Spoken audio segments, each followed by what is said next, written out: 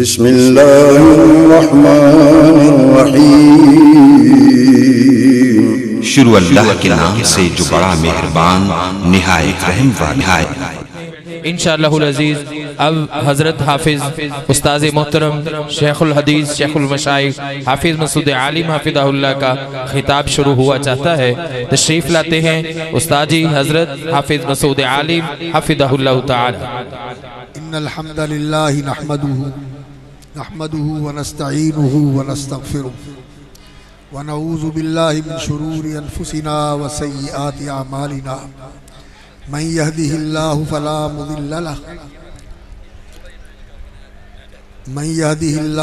مضل له ومن يضلل فلا هادي له واشهد ان لا اله الا الله وحده لا شريك له واشهد ان محمدا عبده ورسوله۔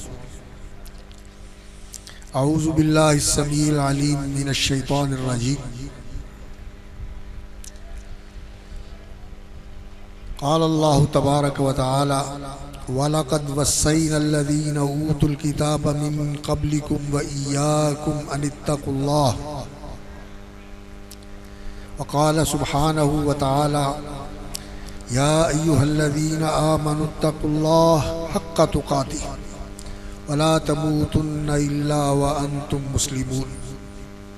وقال عز من قائل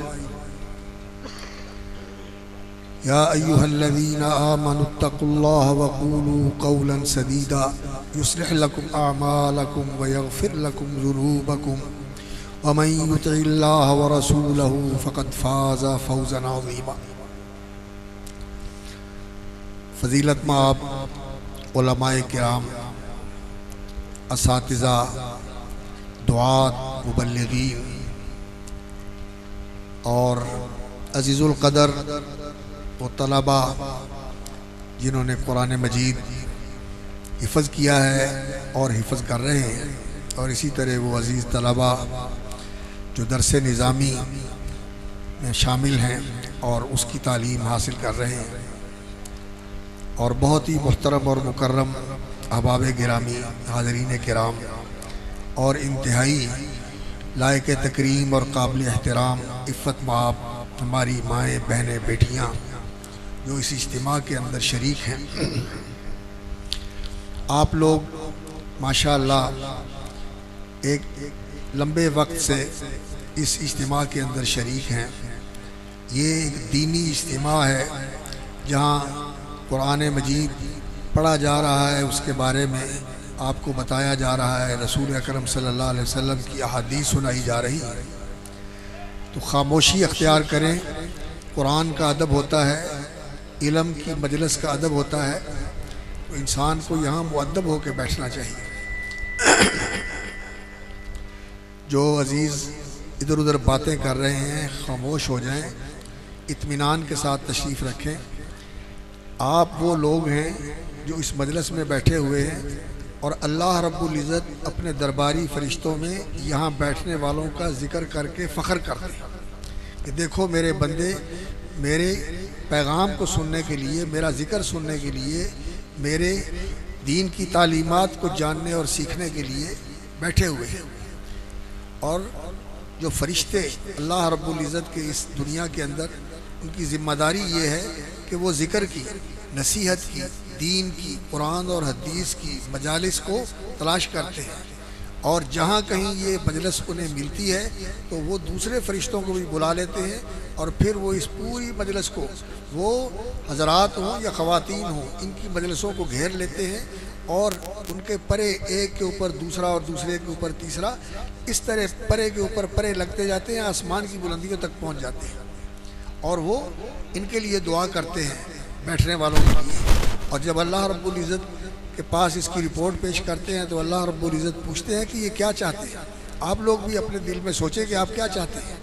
آپ اللہ رب العزت کی رضا چاہتے ہیں، اللہ رب العزت کی مغفرت چاہتے ہیں، اللہ سے جنت کا سوال کرتے ہیں اور جہنم سے بچنا چاہتے ہیں۔ فرشتے یہی کہتے ہیں کہ یا اللہ یہ تیری رضا کے اور تیری جنت کے طلبگار ہیں، اور تیرے غضب سے پناہ مانگتے ہیں اور جہنم سے بچنا چاہتے ہیں۔ تو تیرا ذکر کر رہے ہیں، سبحان اللہ پڑھتے ہیں، الحمدللہ پڑھتے ہیں، اللہ رب العزت کی حمد و ثنا کرتے ہیں، تو اللہ رب العزت فرماتے ہیں کہ انہوں نے مجھے دیکھا ہے؟ تو فرشتے کہتے ہیں اللہ آپ کو تو نہیں دیکھا۔ اللہ تعالیٰ فرماتے ہیں کہ اگر مجھے دیکھ لے تو پھر، تو فرشتے کہتے ہیں تو پھر تو اور زیادہ تیری تعریف کریں، اور زیادہ تیری حمد و ثنا کریں، اور زیادہ تیری بڑائی بیان کریں۔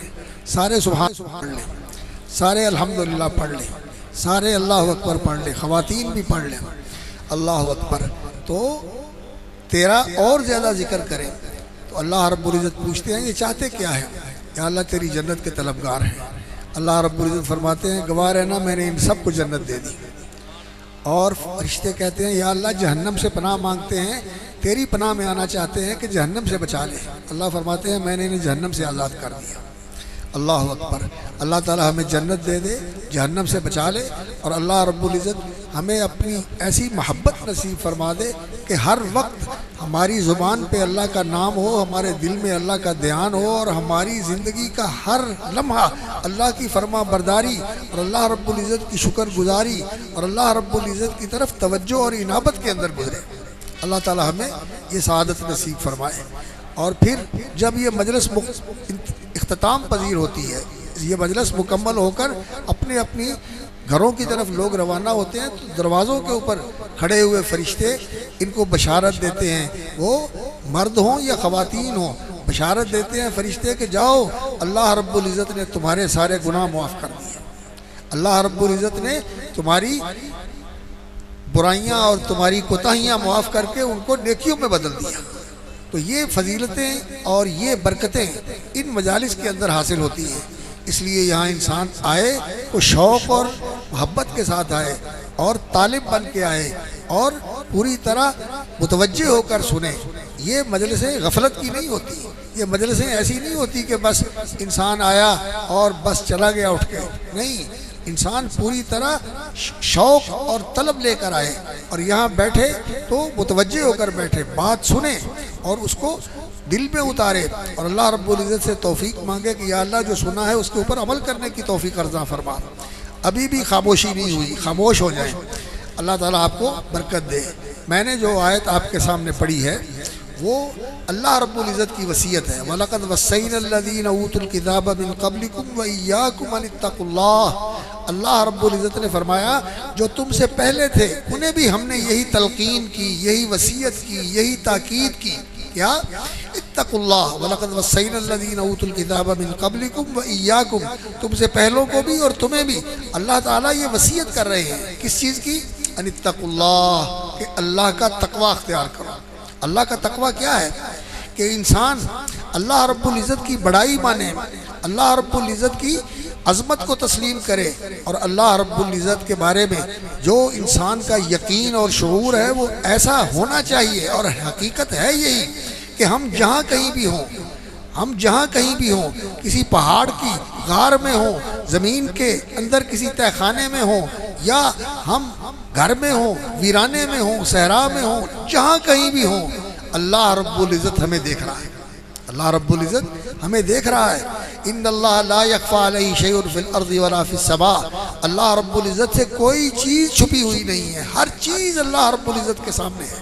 عالم الغیب والشہادہ، جو غائب ہے اسے بھی وہ جانتا ہے اور جو ظاہر ہے اسے بھی وہ جانتا ہے، اور اللہ رب العزت ہمارے ساتھ ہوتے ہیں جہاں بھی ہم ہوتے ہیں، اپنے علم کے ساتھ، اپنی قدرت کے ساتھ، اپنی قوتوں کے ساتھ اللہ رب العزت ہمارے اوپر پوری طرح کنٹرول رکھتے ہیں، جیسا کہ اللہ جل شانہ نے فرمایا اللہ اکبر ما یکون من نجوی ثلاثۃ الا هو رابعهم، تین لوگ آپس میں بیٹھ کے بات کرتے ہیں تو وہاں اللہ چوتھے ہوتے ہیں، ولا من با یکون من نجوی ثلاثۃ الا هو رابعهم ولا خمسۃ الا هو سادسهم، اگر پانچ لوگ بیٹھ کے بات کرتے ہیں تو وہاں چھٹے اللہ رب العزت ہوتے ہیں، ولا یکون وما یکون من نجوی ثلاثۃ الا هو رابعهم ولا خمسۃ الا هو سادسهم ولا ادنی من ذلك ولا اکثر، نہ اس سے کم نہ اس سے زیادہ، جہاں کہیں بھی ہوتے ہیں انسان اللہ رب العزت ان کے ساتھ ہوتے ہیں۔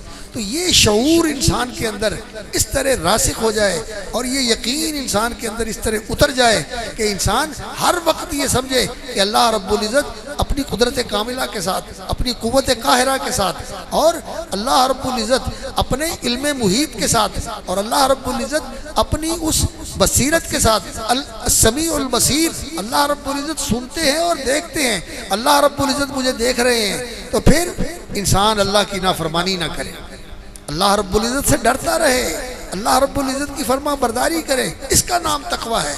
اور یہ تقوی ایسی چیز ہے کہ اللہ رب العزت نے اس کے اندر دونوں جہان کی کامیابی رکھی ہوئی ہے۔ اللہ رب العزت نے سورۃ الطلاق کے اندر یہ حقیقت بیان فرمائی، اللہ جل شانہ نے فرمایا وَمَن يَتَّقِ اللَّهَ يَجْعَل لَّهُ مَخْرَجًا، جو اللہ سے ڈرتا ہے، اللہ کا تقوی اختیار کرتا ہے، اللہ سے ڈر کے زندگی گزارتا ہے، اس کی فرما برداری کرتا ہے، اس کی نافرمانی سے بچتا ہے، اور جو شریعت کے احکام ہیں ان کو بجا لاتا ہے، جن چیزوں سے شریعت نے روکا ہے ان سے باز رہتا ہے، یجعل لہ مخرجا، کوئی بھی مشکل ہو، کوئی بھی تنگی ہو، کہیں کسی مصیبت میں ہو، اللہ تعالیٰ وہاں سے نکلنے کا راستہ بنا دیتے ہیں، یجعل لہ مخرجا ویرزقہ من حیث لا یحتسب، اور اللہ رب العزت وہاں سے رزق دیتے ہیں جہاں سے انسان کو توقع اور امید بھی نہیں ہوتی، یرزقہ من حیث لا یحتسب ومن یتوکل علی اللہ فہو حسبہ، اور جو اللہ پر بھروسہ کرتا ہے اللہ اس کے لیے کافی ہو جاتا ہے۔ اور اسی سیاق کے اندر اللہ رب العزت نے فرمایا وَمَن يَتَّقِ اللَّهَ يَجْعَل لَّهُ مِنْ أَمْرِهِ يُسْرًا، اور جو اللہ رب العزت کا تقوی اختیار کرتا ہے اللہ رب العزت اس کے لیے سارے کاموں میں آسانی بنا دیتا ہے، آسانی پیدا کر دیتا ہے، يَجْعَل لَّهُ مِنْ أَمْرِهِ يُسْرًا۔ اور فرمایا وَمَن يَتَّقِ اللَّهَ يُكَفِّرْ عَنْهُ سَيِّئَاتِهِ، جو اللہ سے ڈرتا ہے اللہ اس کے گناہ معاف فرما دیتے ہیں، وَيُعْظِمْ لَهُ أَجْرًا، اور اللہ رب العزت اس کو بہت بڑے اجر و ثواب کے ساتھ نوازتے ہیں۔ تو میرے بھائیوں اور میرے عزیزوں، میری ماں اور میری بہنوں بیٹیوں، زندگی کے اندر اللہ رب العزت کا تقوی اختیار کرنا چاہیے۔ یہ اللہ رب العزت نے قرآن مجید میں بار بار فرمایا ہے، بار بار اس کی تاکید فرمائی ہے، اور رسول اکرم صلی اللہ علیہ وسلم کے ہر خطبے کے اندر، یہ خطبہ جو ہمارے علماء کرام پڑھتے ہیں، اس میں جو رسول اکرم صلی اللہ علیہ وسلم اہتمام کرتے تھے تقوی کی آیات آپ صلی اللہ علیہ وسلم کے ہر خطبے کا حصہ ہوتی ہے۔ کس لیے؟ کہ یہ انسان کی ایسی تعلیم ہے، ایسی تربیت ہے کہ ہر وقت انسان کو اس تقوی کو اختیار کرنا چاہیے اور اس تقوی کا پیکر بننا چاہیے۔ رسول اکرم صلی اللہ علیہ وسلم نے اپنے ایک صحابی سے بھی یہی وصیت فرمائی تھی، اتق اللہ حیث ما کنت، جہاں بھی ہو، خلوت میں ہو، جلوت میں ہو، کسی اکیلے پن میں ہو، پبلک میں ہو، بالکل ایسی جگہ پہ ہو جہاں اور کوئی نہیں ہے، یا لوگوں کے اندر ہو، جہاں کہیں بھی ہو، اتق اللہ حیث ما کنت، جہاں بھی ہو اللہ سے ڈرتے رہو۔ کیوں؟ اس لیے کہ تم اللہ سے بھاگے ہوئے نہیں ہو، اللہ تعالیٰ تم سے غافل نہیں ہے، تم اللہ رب العزت کے قبضے سے باہر نہیں ہو، جہاں چاہے اللہ رب العزت تمہارے جسم کے نظام کو فوراً روک دے، دھڑکتا ہوا دل بند ہو جائے، یہ دوڑتا ہوا خون منجمد ہو جائے، اور یہ حرکت کرنے والے اعصاب بالکل مفلوج ہو جائیں۔ ایسا ہوتا ہے، دیکھتے ہیں ہم دنیا کے اندر، بالکل بھلا چنگا آدمی ہوتا ہے اور شریان پڑتی ہے، سارا جسم کا نظام معطل ہو جاتا ہے۔ اللہ اکبر۔ اس لیے انسان کو اللہ کی پکڑ سے ڈرتے رہنا چاہیے اور اللہ کی فرما برداری کرنی چاہیے، اللہ کی نافرمانی سے بچنا چاہیے۔ آج ہماری زندگی کے اندر فرما برداری گھٹ گئی اور نافرمانیاں بڑھ گئی، اللہ کی یاد کم ہو گئی اور اللہ سے غفلت بڑھ گئی، اس لیے آج پریشانیاں ہیں۔ اور اگر ہم اللہ رب العزت کے اوپر یقین اور ایمان پیدا کریں اپنے اوپر کہ وہ میرا مالک ہے، وہ میرا منعم ہے، میرا محسن ہے، میرا کارساز ہے، میرا مددگار ہے، وہ غنی ہے، نوازنے والا، اور میں فقیر اور محتاج ہوں، اس کے سوا میرے لیے کوئی پناہ کی جگہ نہیں، میرے لیے کوئی سہارا نہیں، اس طرح انسان کا ایمان اور یقین ہو، اور پھر انسان اللہ کا فرما بردار بنے، اللہ کا شکر گزار بنے، اللہ کا وفادار بندہ بنے، تو پھر اللہ رب العزت اس کے لیے اس دنیا کے اندر بہت مہربانیاں فرماتے ہیں۔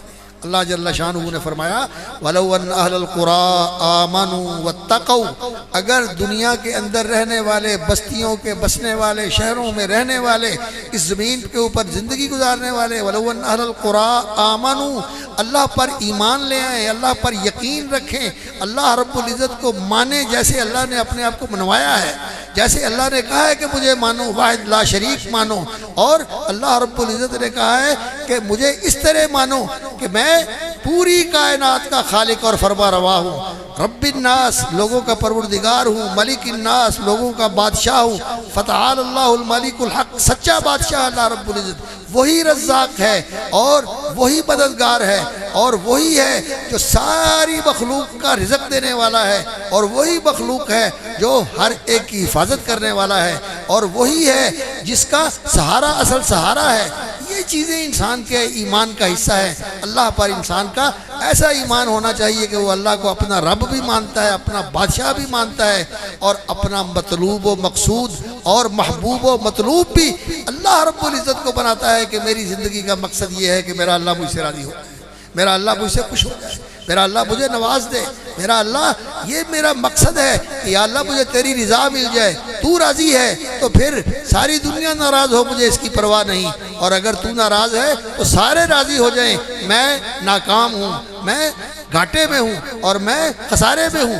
انسان کا یہ اللہ تعالیٰ کے بارے میں یقین اور ایمان ہونا چاہیے، یہ ایمان ہے، اور پھر اللہ اکبر انسان اللہ کا فرما بردار بن جائے۔ لو ان اهل القرى آمنوا واتقوا لفتحنا عليهم برکات من السماء والارض، فرمایا ہم آسمان سے بھی رحمتیں اور برکتیں نازل فرمائیں اور زمین سے بھی رحمتیں اور برکتیں اللہ تعالیٰ عطا فرمائیں، لیکن لوگوں کا حال یہ ہے کہ یہ اللہ سے غافل ہیں، اللہ سے دور ہیں، اللہ رب العزت کی طرف ان کا دھیان نہیں، اس کی رضا کی طلب نہیں، اس کے غضب سے بچنے کا ان کے اندر شوق نہیں، شعور نہیں ہے، اس لیے اللہ تعالیٰ سے غافل ہوتا ہے انسان تو پھر اللہ اکبر انسان اپنے آپ سے بھی غافل ہو جاتا ہے، اپنے آپ کو بھی بھول جاتا ہے۔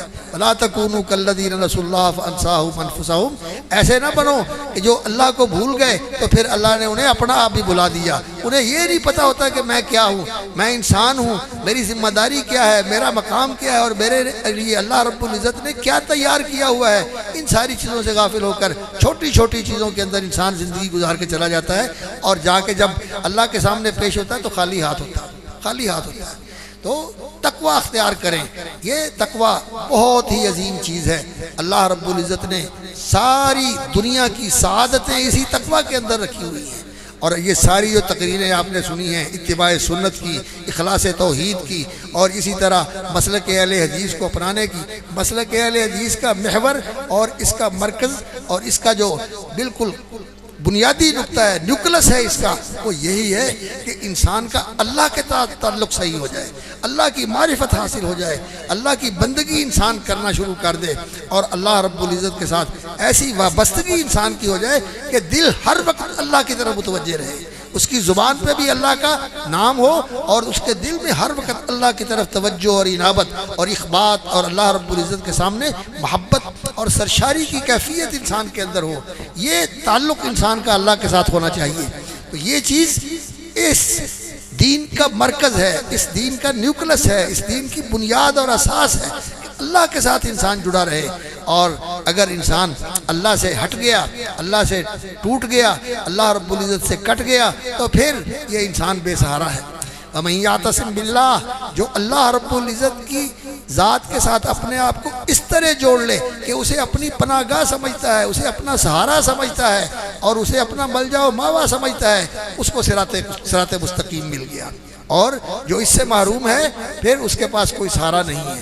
اس لیے اللہ رب العزت کے ساتھ جوڑیں اپنے آپ کو اور اللہ کی ذات پر ایمان اور یقین اپنے اندر پختہ کریں، اور اللہ رب العزت کے ساتھ جو بندگی کا تعلق ہے اس کی حفاظت کریں تو پھر اللہ آپ کی حفاظت کرے گا۔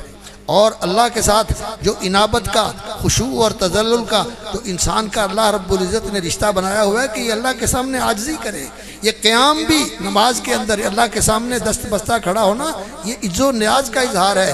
رکوع کے اندر پھر اور زیادہ انسان عاجز ہوتا ہے، اور پھر جب سجدہ ریز ہوتا ہے تو اپنے آپ کو اللہ کے سامنے بالکل گرا دیتا ہے، اللہ کے سامنے اپنے آپ کو بچھا دیتا ہے کہ میں نے اپنا ماتھا بھی تیرے لیے رکھ دیا، اپنی ناک بھی تیرے سامنے رکھ رہا ہوں۔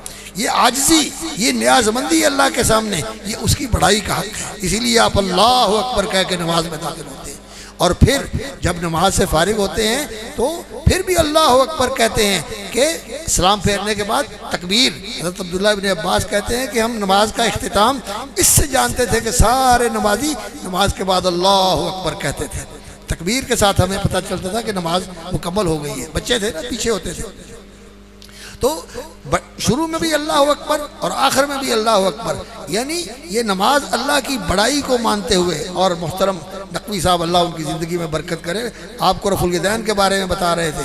یہ رفع الیدین بھی اللہ کی بڑائی کا اظہار ہے. زبان سے بھی ہم اللہ اکبر کہتے ہیں کہ اللہ بڑا ہے، اور ہاتھوں کے ساتھ بھی اس کی بڑائی کا اظہار کرتے ہیں. میرے ہاتھ تیرے سامنے اٹھے ہوئے ہیں اور میں نے اپنے آپ کو تیرے سامنے سرنڈر کر دیا ہے. اور جب ہاتھ باندھتے ہیں اس کا معنی یہ ہے کہ میں نے اپنے آپ کو اس طرح تیرے سامنے لا کے کھڑا کر دیا جیسے کسی قیدی کو اس کے بادشاہ کے سامنے یا اس کے حاکم کے سامنے پیش کر دیا جاتا ہے. تو اللہ رب العزت ہمیں یہ شعور نصیب کرے. یہ شعور دین ایک معرفت کا نام ہے، ایک علم اور یقین کا نام ہے، ایک شعور اور وجدان کا نام ہے. ایسا نہیں ہے کہ انسان یہ کام ایسے ہی کرے جیسے روٹین کی بعض چیزیں ہوتی ہیں اور دل میں اور ذہن میں کوئی چیز ہی نہیں ہوتی. نہیں، انسان کو شعوری طور پر اور وجدانی طور پر اور یقین اور اذعان کے ساتھ اس چیز کا ادراک ہونا چاہیے اور اس کا احساس ہونا چاہیے اور انسان کے اندر یہ چیزیں متحرک ہونی چاہیے. تو پھر انسان کا اللہ کے ساتھ زندہ تعلق ہوتا ہے. اللہ تعالی ہمیں یہ تعلق نصیب فرمائے. اس کے لیے محنت کرنی چاہیے، اس کے لیے نیک لوگوں کے ساتھ بیٹھنا چاہیے، اس لیے قرآن کی تلاوت کرنی چاہیے، ترجمے کے ساتھ قرآن سمجھنا چاہیے، حدیث کا مطالعہ کرنا چاہیے، نبی صلی اللہ علیہ وسلم کی سیرت کا مطالعہ کرنا چاہیے، صحابہ کی زندگیوں کا مطالعہ کرنا چاہیے. یہ چیزیں انسان کے اندر ایمان پیدا کرتی ہیں. قرآن پڑھنے سے اذا تلیت علیہم آیات زادتہم ایمانا، جب قرآن پڑھا جاتا ہے تو ایمان بڑھتا ہے. اور جب رسول اکرم صلی اللہ علیہ وسلم کی مجلس میں صحابہ آتے تھے تو ان کی ایمان کی کیفیت یہ ہوتی تھی، وہ کہتے تھے کہ ہم اس طرح ہوتے تھے کہ جو رسول اکرم صلی اللہ علیہ وسلم نے بتایا ہے اور جس کا آپ نے ذکر کیا ہے، ہم اس طرح اس کو محسوس کرتے تھے کہ ہم جو چیز دیکھتے ہیں اس کا اتنا یقین نہیں جتنا رسول اکرم صلی اللہ علیہ وسلم کی بتائی ہوئی چیز کا یقین. یہ ایمانی کیفیت ہوتی تھی. اور پھر جب چلے جاتے تھے تو اس وقت پھر وہ کیفیت نہیں رہتی تھی، تو اس پر وہ پریشان ہو گئے. تو حضرت حنظلہ اور حضرت ابوبکر صدیق رضی اللہ تعالیٰ عنہ نے آ کے رسول اکرم صلی اللہ علیہ وسلم کے سامنے اظہار کیا کہ یا رسول اللہ، آپ کے پاس تو ہمارا ایمان ایسا ہوتا ہے اور ہم آتے ہیں ایمان کی مجلسوں میں اور واعظ کی مجلسوں میں، دین کی مجلسوں میں، لیکن ہماری کیفیت یہ نہیں ہوتی کہ ہمارا ایمان اور یقین جو ہے یہ بڑا ہوا ہو. ہمیں اس پر توجہ دینی چاہیے. ان مجلسوں میں آ کر انسان کو اپنے اندر تبدیلی محسوس کرنی چاہیے اور انسان دنیا کے علائق اور دنیا کے جو تعلقات اور دنیا کی جو مشغولیات ہیں اپنے آپ کو ان سے نکالے اور اللہ کے رسول کی طرف اور اللہ کے دین اور قرآن اور حدیث کی طرف اپنے آپ کو متوجہ کرے. تو یہ چیز ہمارے اندر ہونی چاہیے. میں عرض یہ کر رہا ہوں کہ ایمان یہ انسان کی کیفیت ہے. صحابہ کرام رسول اکرم صلی اللہ علیہ وسلم کی مجلس میں بیٹھ کے ان کا ایمان بڑھتا تھا اور اسی طرح رسول اکرم صلی اللہ علیہ وسلم کے فیض سے جو روحانی اور ایمانی فیض تھا ان کے دلوں کے اوپر اثر ہوتا تھا. تو ہمارے اندر بھی اس طرح کا ہونا چاہیے کہ ہمارے دل نیکی کی مجلس میں آ کے متاثر ہوں، اثر قبول کریں، دل نرم ہو اور انسان کا آخرت کی طرف دھیان ہو، اللہ کی طرف توجہ ہو اور انسان کے اندر نیکی اور بلائی اور خیر کا جذبہ جو ہے یہ پروان چڑھے. اپنے اندر تبدیلی محسوس کرنی چاہیے. یہ آپ کی کانفرنس کا نام پیغمبر انقلاب ہے. انقلاب تو خیر تبدیلی کے معنی میں ہوتا ہے، لیکن رسول اکرم صلی اللہ علیہ وسلم نے لوگوں کی زندگی بدل دی. جو ایمان اور اسلام سے پہلے زندگی تھی بالکل اس سے بدل کر ایک اور زندگی عطا کر دی. ایک اور زندگی لوگوں کو اللہ کے رسول صلی اللہ علیہ وسلم نے سکھائی اور لوگوں نے اس زندگی کو اختیار کر لیا. جیسا کہ ایک صحابی کے بارے میں آتا ہے کہ وہ کسی خاتون کے ساتھ ان کا کچھ پہلے زمانے میں جاہلیت کے زمانے میں دوستانہ تھا اور آنا جانا تھا، ملنا جلنا تھا. تو وہ مکے گئے ہوئے تھے تو اسی کے ساتھ ان کا آمنا سامنا ہو گیا. وہ آئی اور کہنے لگی تم فلاں ہو؟ تو انہوں نے کہا میں فلاں ہوں. تو کہنے لگی میں فلاں ہوں، آؤ آج مکہ ملا ہے، آؤ ایک رات ایسے گزارتے ہیں. تو وہ کہنے لگے میں تو مسلمان ہو گیا ہوں اور اسلام کے اندر زنا کو حرام کر دیا گیا ہے، غیر عورت کے پاس بیٹھنا اور اس کے ساتھ ملنا جلنا اس کی ممانعت کر دی گئی ہے. ان کی فوراً زندگی بدل جاتی تھی. اللہ اکبر. جو چیز پہلے ان کی گھٹی میں پڑی ہوئی تھی جب اللہ کا حکم آ گیا تو وہ فوراً چھوڑ دیتے تھے اسے. جیسا کہ حضرت انس رضی اللہ تعالیٰ عنہ کہتے ہیں کہ ہمارے گھر میں شراب کی مجلس لگی ہوئی تھی اور لوگ شراب پی رہے تھے تو میں ان کو شراب دے رہا تھا. جب مکے کے مدینہ منورہ کے اندر رسول اکرم صلی اللہ علیہ وسلم کے منادی نے یہ اعلان کیا کہ لوگو الا ان الخمر قد حرمت، شراب حرام کر دی گئی ہے. تو جس کے ہاتھ میں پیالہ تھا، جس کے منہ میں گھونٹ تھا اور جو انڈیل رہا تھا، سب نے وہیں، جس کے منہ میں ہے وہ حلق میں نہیں گئی، اس نے اگل دی، جس کے ہاتھ میں پیالہ تھا اس نے اٹھا دیا، اور جو سرائی سے ڈال رہا تھا اس نے وہیں چھوڑ دیا۔ کوئی پولیس نہیں، کوئی فورس نہیں، یہ ایمان تھا جس نے ان کو بدل دیا۔ یہ ایمان بدل دینے والی چیز ہے، یہ انسان کو بدل دیتی ہے۔ اور آپ یقین کریں کہ جب موسیٰ علیہ السلام کا مقابلہ کرنے والے جادوگر آئے تھے تو ان جادوگروں نے فرعون سے آ کر کہا تھا ہمیں کیا ملے گا؟ اس نے کہا میں تمہیں اپنے حاشیے میں اور اپنے وزیروں مشیروں میں شامل کر لوں گا۔ تو وہ کہنے لگے کہ ٹھیک ہے۔ موسیٰ علیہ السلام سے کہا کہ ہم ڈالیں یا آپ ڈالیں؟ موسیٰ علیہ السلام نے کہا آپ ڈالو۔ اور پھر انہوں نے بہت بڑا جادو کیا، لوگ حیران ہو گئے، اور انہوں نے اتنی رسیاں پھینکی کہ وہ سانپ بن کر، بچھو بن کر چلنی شروع ہو گئی۔ تو اللہ رب العزت نے فرمایا لا تخف، موسیٰ آپ نہیں ڈریں، انک انت الاعلیٰ، آپ کو اللہ تعالیٰ اونچا رکھے گا، آپ کو بلند و بالا رکھے گا۔ اور جب انہوں نے اپنی لاٹھی ڈالی فَإِذَا هِيَ تَلْقَفُ مَا يَأْفِكُونَ، تو اس نے سب کو نگل لیا، سب کو اس نے نگل لیا۔ اب جادوگروں کو پتہ چل گیا کہ یہ جادو نہیں ہے، یہ تو کوئی اور ہی چیز ہے۔ جادو تو صرف آنکھوں پر ہوتا ہے، نظر پر ہوتا ہے کہ انسان کو نظر کچھ آتا ہے، حقیقت کچھ نہیں ہوتی۔ تو جادوگر جو ہے وہ صرف نظر پہ اثر کرتا ہے اور انسان کی سوچ کے اوپر اثر کرتا ہے، کوئی چیز نہیں بدلتی، صرف لوگوں کو نظر غلط آتا ہے۔ تو وہ جو چاہتا ہے وہ لوگوں کو نظر آتا ہے۔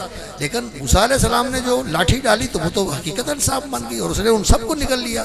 تو جادوگروں کو علم ہو گیا کہ موسیٰ علیہ السلام سچے ہیں، تو کہنے لگے آمنا برب ہارون و موسیٰ، ہم موسیٰ اور ہارون کے رب پر ایمان لے آئے، ایمان لائے، ایمان کا اعلان کیا۔ اور اب جب ایمان کا اعلان کیا تو امتحان شروع ہو گیا۔ امتحان کیا؟ فرعون کہتا ہے میرے بتانے سے پہلے، میری اجازت کے بغیر، میرے اذن کے بغیر تم ایمان لے آئے ہو، اب تمہیں پتہ چلے گا کہ میں تمہارے ساتھ کیا کرتا ہوں۔ وَلَتَعْلَمُنَّ أَيُّنَا أَشَدُّ عَذَابًا وَأَبْقَىٰ، اب میں جو تمہیں سزائیں دوں گا، اب میں جو تمہیں تکلیفیں پہنچاؤں گا، اب تمہیں اندازہ ہو جائے گا کہ تم کیسے ایمان لائے ہو۔ یہ تمہارا استاد ہے اور تم اس کے شاگرد ہو، تم نے میرے خلاف یہ سازش کی ہے اور میری حکومت کو ختم کرنے کے لیے تم نے یہ ایک سوانگ رچایا ہے۔ تو وہ کہنے لگے اِنَّا آمَنَّا بِرَبِّنَا، ہم اللہ پر ایمان لے آئے ہیں، یغفر لنا خطایانا، اللہ ہمارے گناہ معاف کر دے، اور تو جو دھمکیاں دے رہا ہے کہ تو ہمیں سولی چڑھا دے گا اور تو ہمیں مار دے گا، مار دے، تو فقضی ما انت قاض انما تقضی هذه الحیات الدنیا، تو یہ صرف دنیا کی زندگی ہی ختم کر سکتا ہے، کر دے یہ زندگی ختم، ہم اللہ کے اوپر ایمان لائے اور ہم اس کے حضور جانے والے ہیں۔ یعنی اتنی استقامت اور اتنا اللہ اکبر عزم اور حوصلہ اور اس قدر ان کے اندر دین کے اوپر ڈٹ جانے کا جذبہ اللہ رب العزت نے پیدا کر دیا۔ ابھی ایک لمحہ پہلے وہ کافر تھے اور ایمان لائے تو ان کے اندر یہ تبدیلی آ گئی، اور ہم لوگ بھی ایمان کا دعویٰ کرتے ہیں لیکن ہماری زندگی نہیں بدلتی۔ ہماری زندگی کے اندر جو کمیاں ہیں، جو کمزوریاں ہیں، جھوٹ بولتا ہے وہ جھوٹ بولتا رہتا ہے، جو بددیانتی کرتا ہے وہ بددیانتی کرتا رہتا ہے، جو دوسروں کا حق کھارتا ہے، دوسروں کا حق مارتا ہے، وہ اسی میں لگا رہتا ہے۔ کسی نے یتیموں کا مارا ہوا ہے، کسی نے بیٹیوں کا مارا ہوا ہے، کسی نے بہنوں کا مارا ہوا ہے، کسی نے بھائیوں کا مارا ہوا ہے، اور کوئی ماں باپ کے ساتھ زیادتی کرتا ہے، ان کی نافرمانی کرتا ہے، انہیں دکھی کرتا ہے، کوئی تبدیلی نہیں آتی۔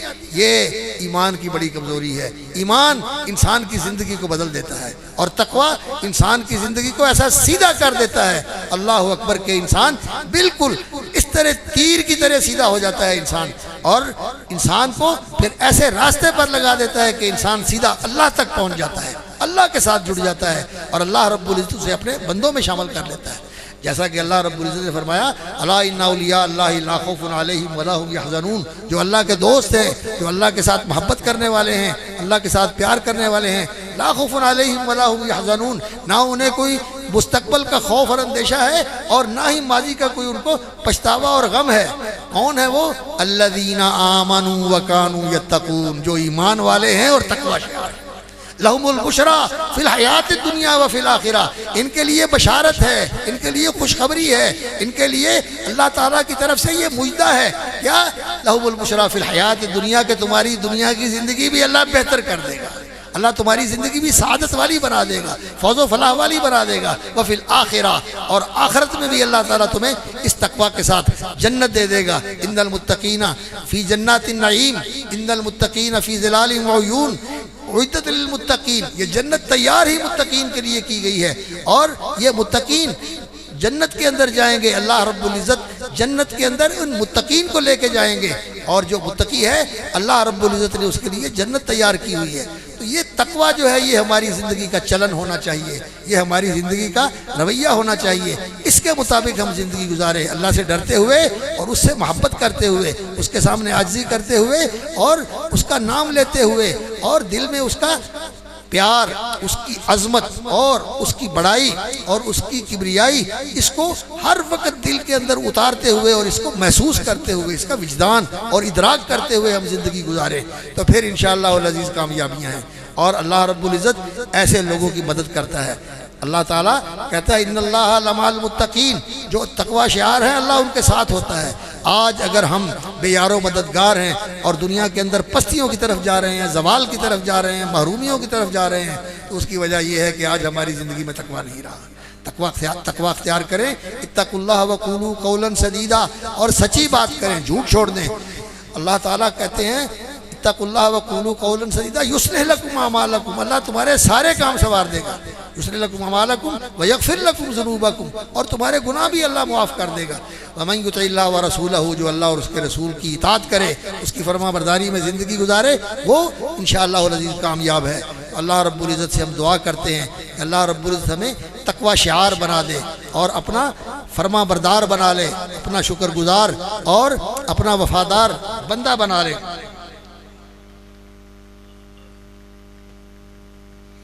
دعا کے لیے ہمارے ایک عزیز شاگرد ہیں، وہ دعا کے لیے کہہ رہے ہیں، تو آپ بھی سارے ان کے لیے دعا کریں۔ بیمار ہے ایک بیٹی بھی اور ایک بھتیجی بھی، اللہ تعالیٰ ان کو شفائے کامل عطا فرمائے، صحت تامہ عطا فرمائے۔ اور یہ ایک بھائی کی طرف سے یہ التجا ہے اور التماس ہے کہ ان کی والدہ محترمہ جو وفات پا گئی ہیں، ان کے لیے بخشش کی دعا کریں۔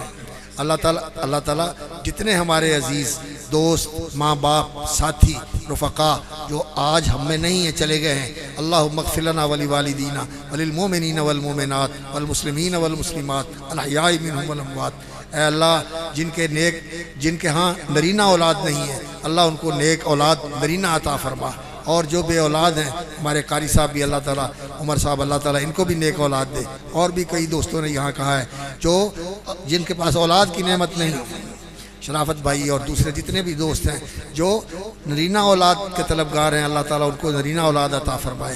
اور جو والدین کسی قسم کی پریشانی میں ہیں بچوں کی وجہ سے، اللہ ان کے بچوں کو توفیق عطا فرمائے کہ وہ ان کے فرما بردار بنے، ان کے ساتھ احسان کرنے والے بنے، ان کے لیے آنکھوں کی ٹھنڈک بنے اور ان کے دل کی راحت کا باعث بنے۔ اور جو والدین کسی حوالے سے اولاد کی وجہ سے پریشان ہیں، بیٹیاں اپنے گھر میں سکھی نہیں ہیں، اللہ تعالیٰ ان کی آنکھیں ٹھنڈی کرے اور بیٹیوں کو اپنے گھروں میں عزت کے ساتھ اور راحت کے ساتھ بسنے کی اور اپنے گھر کے اندر خوش و خرم زندگی گزارنے کی اللہ تعالیٰ سبیل پیدا فرمائے۔ رشتے ناطے کے معاملے میں بھی کئی پریشان ہیں، اللہ ان کے لیے بھی آسانیاں فرمائے۔ بہت سارے دوستوں نے دعا کے لیے کہا ہے، تو اللہ تعالیٰ ہمیں تقوی شعار بنائے اور اللہ رب العزت ہمیں صاحب ایمان اور یقین بنائے، تو انشاءاللہ العزیز ہمارے حالات بدل سکتے ہیں۔ ہمارے حالات کے بدلنے کا اور ہمارے حالات کے بہتر ہونے کا ایک ہی راستہ ہے کہ ہم اللہ کی طرف پلٹ کے آ جائیں، اللہ کے ساتھ اپنا تعلق درست کر لیں، اس کے فرما بردار بن جائیں، اس کے ساتھ ہمارا تعلق محبت کا، عاجزی کا، تقوی کا اور خشیت کا ایسا ہو کہ ہم سب کچھ گوارا کر لیں، لیکن اللہ کے ساتھ جو ہمارا تعلق ہے اس میں کمی اور کمزوری نہ آنے دیں، تو پھر انشاءاللہ اللہ ہمارے ساتھ ہے۔ جس کے ساتھ اللہ ہے پھر اس کو کسی قسم کی پرواہ نہیں۔ جیسے موسیٰ علیہ السلام نے کہا تھا، جب انہوں نے کہا کہ پیچھے فرعون ہے اور آگے سمندر ہے، موسیٰ مارے گئے، موسیٰ علیہ السلام نے کہا تھا نہیں، ان معی ربی، میرا رب میرے ساتھ ہے، میرے لیے راستہ نکالے گا۔ تو اللہ تعالیٰ ہمیں اس کی توفیق عطا فرمائے۔ دعا کے لیے ہاتھ اٹھا دیں اور آمین کہہ دیں۔ اللہم لک الحمد کلہ ولک الشکر کلہ، اللہم صلی علی محمد وعلی آل محمد وبارک علی محمد وعلی آل محمد کما صلیت وبارکت علی ابراہیم وعلی آل ابراہیم انک حمید مجید۔ اللہم انا نسألک البر والتقوى، اللہم انا نسألک البر والتقوى من العمل ما ترضى، اللہم حبب الینا الایمان وزینہ فی قلوبنا، اللہ ہمیں ایمان نصیب فرما، ہمارے دلوں میں ایمان اتار دے، رچا بسا دے، یا اللہ ہمیں اپنی ذات پر سچا یقین اور ایمان نصیب فرما۔ اے اللہ سچا یقین اور ایمان نصیب فرما۔ اللہم ارزقنا ایمانا یباشر قلوبنا، اللہم ارزقنا ایمانا یباشر قلوبنا، اللہم انا نسألک البر والتقوی، اللہ ہمیں تقوی کی دولت سے نواز دے، اللہ تقوی شعار بنا دے، یا اللہ اپنا فرما بردار بنا لے، یا اللہ جو ہمارے ماں باپ فوت ہو گئے اللہ ان کی بخشش فرما، یا اللہ جو دوست بھائی ساتھی فوت ہو گئے ان کی بخشش فرما۔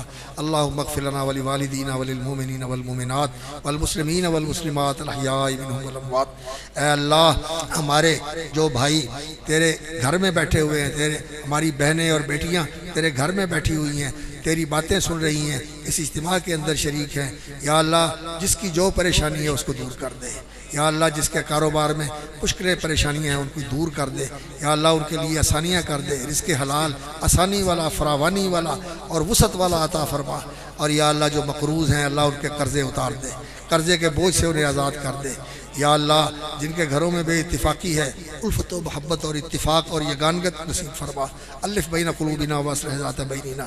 یا اللہ جو تیرے دین کی خدمت کر رہے ہیں، یہ مسجد یہ ادارہ، یا اللہ یہاں پڑھانے والے، اس کا انتظام و اہتمام کرنے والے، اس کی نگرانی کرنے والے، یا اللہ ان سب کو جزائے خیر عطا فرما، یا اللہ ان کی زندگیوں میں برکت فرما، یا اللہ ان کی ضرورتیں اور حاجتیں پوری فرما، یا اللہ یہ پڑھنے والے بچوں کو دیندار بنا، یا اللہ قرآن کا حامل اور قرآن پر عمل کرنے والا اور قرآن کا حافظ اور محافظ بنا، اور یا اللہ ان کو والدین کے لیے اور اپنے اساتذہ کے لیے اور ان اداروں کے منتظمین کے لیے صدقہ جاریہ بنا۔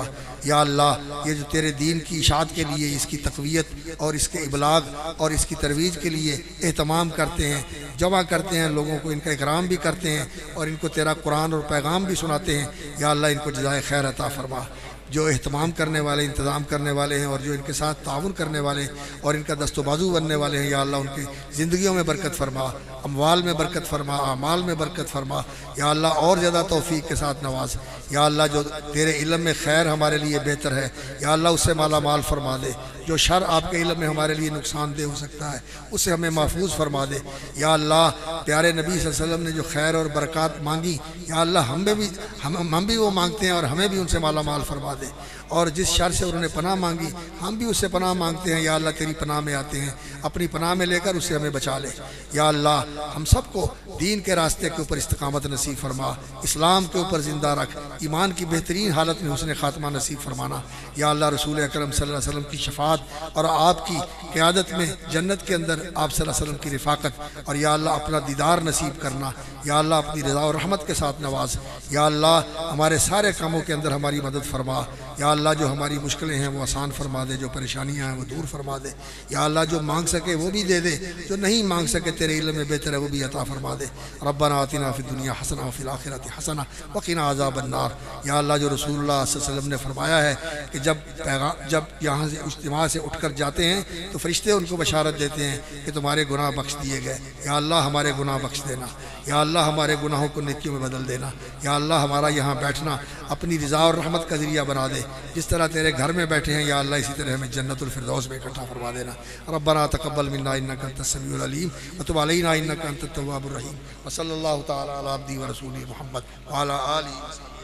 میں ملتمس ہوں ہمارے اسی ادارہ کے ہادہ کے ننھے سے طالب علم محترم جناب عبداللہ احسان کو وہ آئیں اور آپ احباب سے گفتگو فرمائیں۔ الحمد لله وحده والصلاة والسلام على من لا نبي بعده، أما بعد فأعوذ بالله من الشيطان الرجيم، بسم الله الرحمن الرحيم. يرفع الله الذين آمنوا منكم والذين أوتوا العلم درجات والله بما تعملون خبير. رئيس الحفلة، أساتذتي الكرام، ضيوفنا العظام وإخواني في الله، أريد أن نخطب أمامكم في هذا البرنامج السنوي خطبة مختصرة حول موضوع أهمية العلم وفضله. إخواني في الله، إن العلم له فضل كبير وأهمية عظيمة في حياة كل إنسان، وهو نور يستضيء به في أموره الدينية والدنيوية، وهو كالروح في حياته يحتاج إليه الإنسان لمعرفة ربه ورسوله ودينه، وهو لا يكل أهمية عن الطعام والشراب، لأن الطعام غذاء لأجسادنا أجسادنا، لكن العلم غذاء لأرواحنا، والجسم لا يستغني عن الغذاء. إن فرطت في العقل ستهلك، وإن فرطت في العلم ستموت وإن كنت حيا. لأن الجاهل ميت في الحقيقة، وبالعلم يسلو حال الأفراد والمجتمعات، وبه تتقدم الأمم وتتقضى على غيرها. لذا اهتم ديننا الحنيف بالعلم أعظم اهتمام. يقول الله عز وجل في أول ما نزل: اقرأ باسم ربك الذي خلق، خلق الإنسان من علق، اقرأ وربك الأكرم الذي علم بالقلم، علم الإنسان ما لم يعلم. إخواني في الله، نظرا إلى أهمية العلم وفضله وضرورة الإنسان إليه، أوجب الإسلام طلب العلم على كل مسلم. فقال رسول الله صلى الله عليه وسلم: طلب العلم فريضة على كل مسلم. رواه ابن ماجه وصححه الألباني. طلب الله من النبي صلى الله عليه وسلم أن يستزيد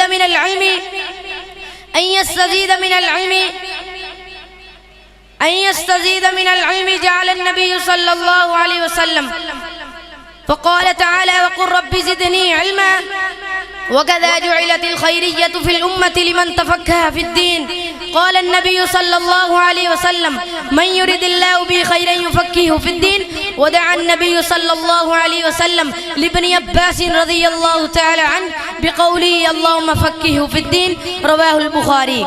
وقال في فضل العلم: إن الله وملائكته وأهل السماوات والأرض حتى النملة في جهرها وحتى الحوت ليصلون على معلم الناس الخير. رواه الترمذي.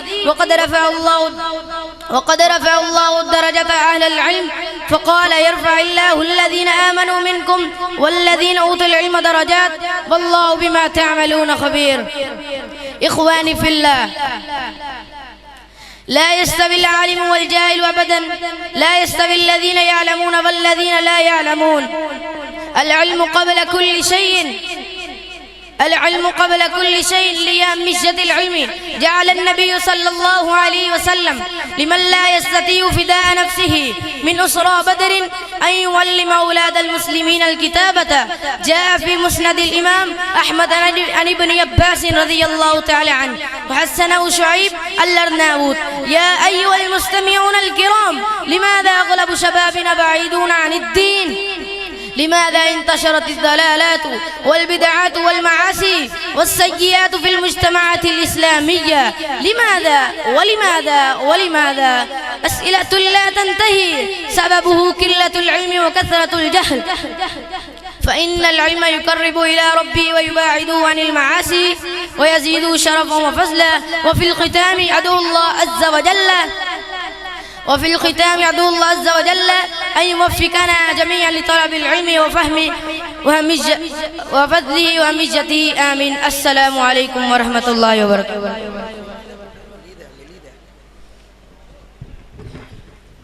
ماشاءاللہ ہمارے پاس 8 طالب علم ہیں. کوئی بندہ کل آنا چاہتا ہے، پرسوں آنا چاہتا ہے، چوتھ آنا، بھائی جی تسی ضرور آؤ. ہمارے بچوں کو 100 حدیث زبانی یاد کروائی گئی ہے. ابھی چند ماہ ہوئے ہیں ہم نے ادارے کا آغاز کیا ہے.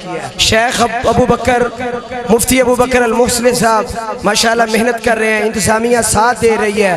تو الحمدللہ آپ بھی اپنے بچوں کو اس ادارہ میں ضرور داخل کروائیں.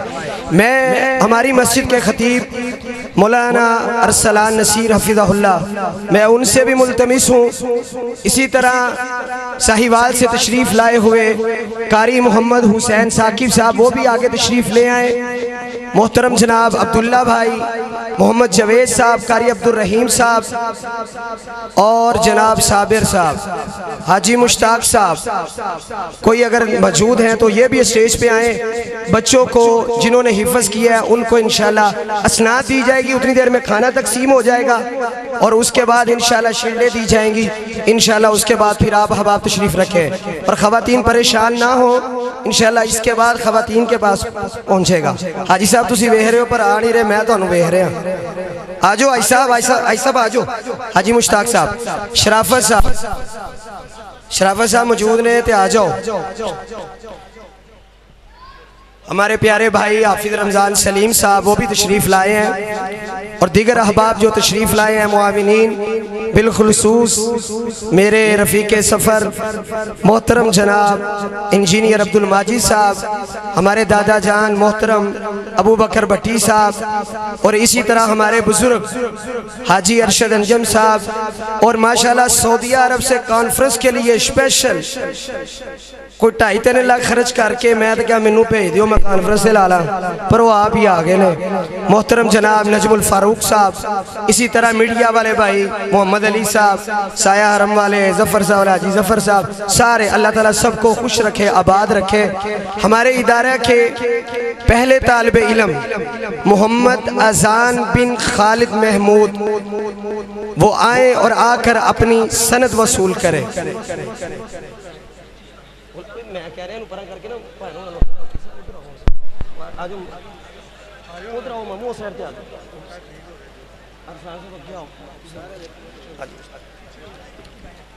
اس کے بعد ہمارے اسی ادارہ کے طالب علم حافظ حسن بن محمد صدیق المعروف شاہد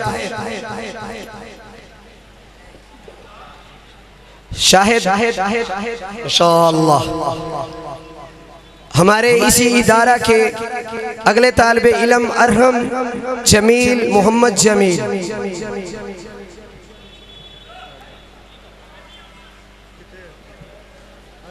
ارحم آؤ بیٹا امین جگہ دے، محمد حسنین بن حاجی محمد حبیب،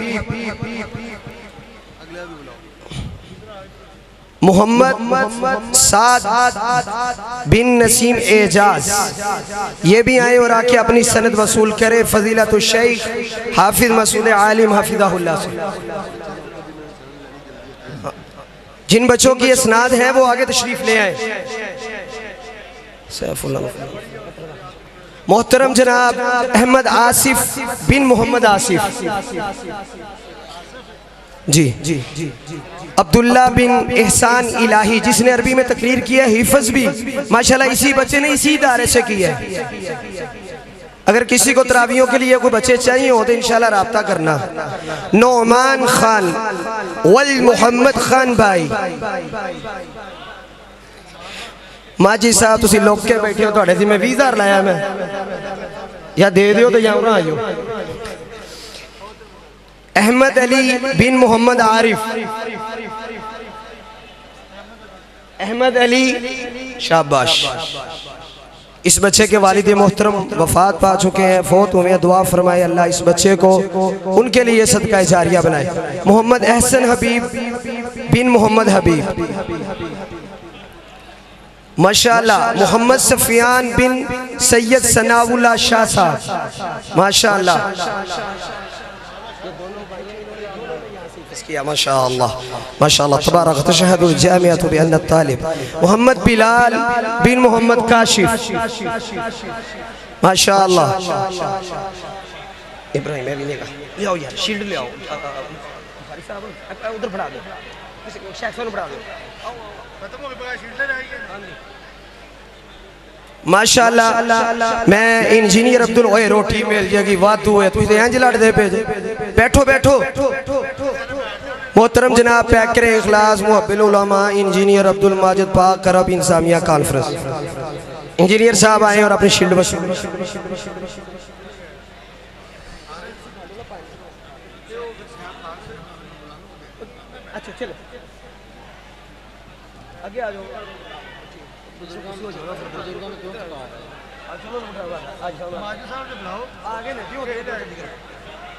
تھوڑے جے اگے ہو جاؤ نا، وہی کہہ رہے ہیں اگے لیا ہو گیا۔ ماشاءاللہ تبارک اللہ۔ الشیخ محترم جناب محب العلماء پیکر اخلاص محمد نجم الفاروق، جو کہ سعودی عرب ریاض سے تشریف لائے ہیں، اللہ ان کا آنا مبارک بنائے۔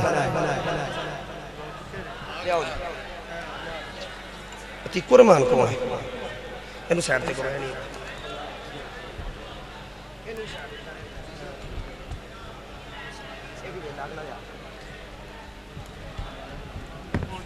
بابا جی لطیف مغل صاحب، بابا جی لطیف مغل صاحب موجود ہیں تو سٹیج پہ، بابا جی آؤ آؤ ڈبا تو ہم دوبارہ دینے ہیں۔ ماشاءاللہ ہمارے بزرگ ابو بکر بھٹی صاحب دادا جی ماشاءاللہ اہلاً و سہلاً مرحباً.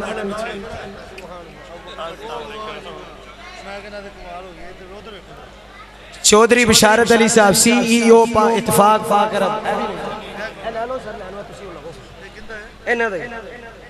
یہ بھی نہیں آئے.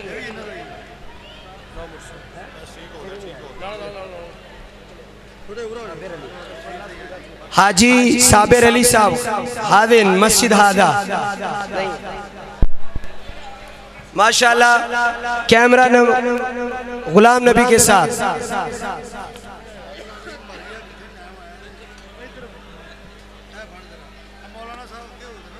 ماشاءاللہ ہمارے ادارہ کے مدرس قاری کلیم اللہ محمدی صاحب.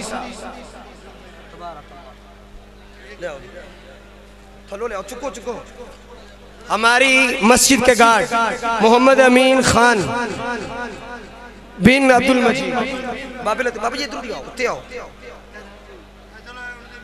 ماشاءاللہ محمد آذان خالد مقبو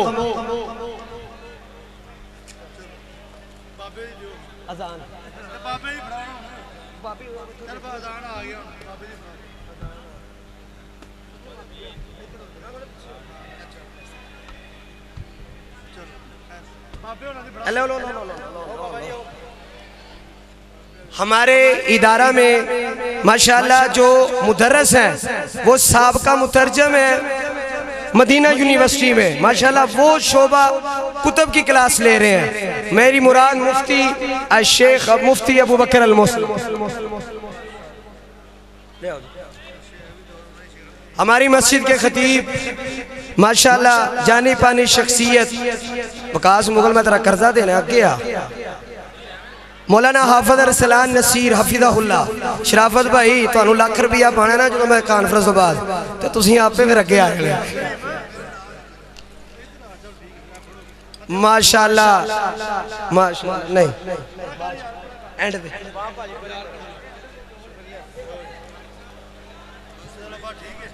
ہماری مدرس قاری عبد الرحمن صاحب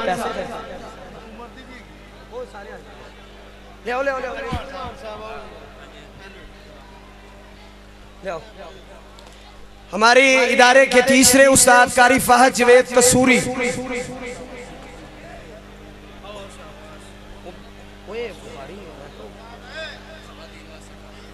ماشاءاللہ پٹی صاحب آسف پٹی صاحب اوہ بس کر دیو اتے بیبیاں نو دینا جب میں کار جانا ہے واپس اللہ علیہ کی پہ کر دیو بس کرو.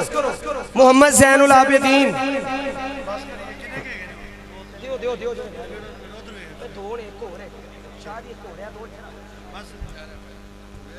عمران بھائی